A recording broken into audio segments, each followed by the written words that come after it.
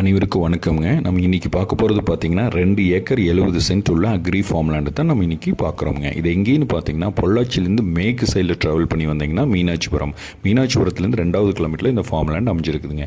நல்ல ஒரு சின்ன ஒரு ஃபார்ம் ஹவுஸோடைங்க ஒரு மாட்டு ஷெட்டு பாருங்கள், ஒரு 10 மாடுலேருந்து 15 மாடு கட்டுற மாதிரி இருக்குதுங்க.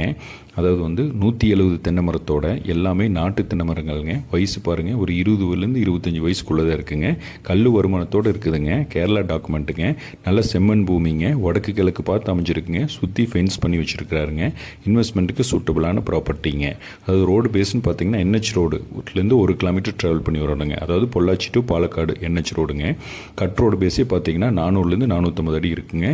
இந்த பூமி சுற்றி 3 சைடுமே ரோடுங்க. வாட்டர் சோர்ஸ்னு பார்த்தீங்கன்னா பாருங்கள் 7 HP ஃப்ரீ சர்வீஸு, தனி கிணறு, தனி போர்வெல்லோடு அமைஞ்சிருக்குதுங்க.